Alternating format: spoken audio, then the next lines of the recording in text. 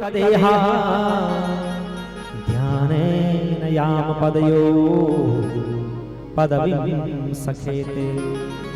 अगर तुम हमारे नहीं हो तो याद रखना हम अपने शरीर को जला देंगे। कम करो, मोबाइल बंद करो।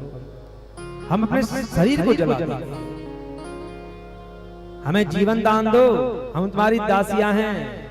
हमारे सिर पर अपने कोमल हाथों को रखो।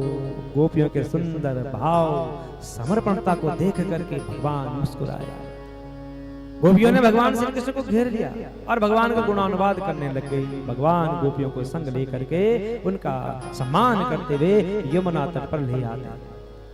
वहां चलते समय गोपियों के मन में भाव आ गया कि हम संसार की समस्त स्त्रियों में सर्वश्रेष्ठ हैं, हमारे समान दूसरी कोई भी स्त्री नहीं है। हम जैसा चाहें वैसा ही कृष्ण बन जाता है। भगवान ने देखा, अच्छा इनको तो अपने सुहाग का गर्व हो गया है, इनको तो घमंड हो गया है, अभिमान हो गया है। तो भगवान उसी समय अंतर्धान हो जाते हैं। गोपियों ने देखा कि जिसके लिए हम घर बार छोड़ करके आए वही हमको छोड़ करके चले गए। पागल हो गई गोपियां। अब हम आधी रात को कहां जाएं, किसके पास? उनका हृदय विरह की ज्वाला में जलने लग गया। श्री कृष्ण में जो है कि तन्मय हो जाती हैं, ढूंढने लग जाती हैं। वन में जा रही हैं, पेड़ों से पूछ रही हैं, पंछियों से पूछ रही हैं, मृगों से पूछ रही हैं, क्या तुमने हमारे श्याम को देखा है? एक स्थान पर देखा कि एक गोपी भी साथ में गई है। कौन होगी? अरे होगी ना उनकी कोई खास। अनयाराधितो नूनम भगवान हरिश्वरः यन्नो विहाय गोविंद प्रीतो यामनयः। अरे अवश्य ही शक्तिमान भगवान श्री कृष्ण की आराधिका होगी, कोई सेविका होगी जिसे श्याम सुंदर अपने साथ ले गए हैं। और जिस गोपी को भगवान श्री कृष्ण अपने साथ ले गए थे उसे भी अहंकार हो गया कि उन गोपियों से बढ़ करके मैं हूं, तभी तो भगवान मुझे अपने साथ लेकर के आया। क्या कहती है भगवान से? मुझे कंधे में ले जाओ, मैं चल नहीं पा रही हूँ। भगवान ने कहा ठीक है आओ। आंख बंद करके आना कंधे में।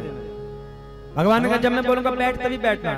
गोपी जैसे कंधे में बैठने को तैयार होती, भगवान ने कहा आंख बंद करो। गोपी ने आंख बंद करी। भगवान ने कहा बैठो। जैसे बैठने लगती है भगवान अंतर्धान हो गए। गोपी वहीं पर गिर पड़ती है, रो रही है, पुकारने लग गई, हानाथ रमण प्रेष्ठ वासी वासी महाभुजानाथ।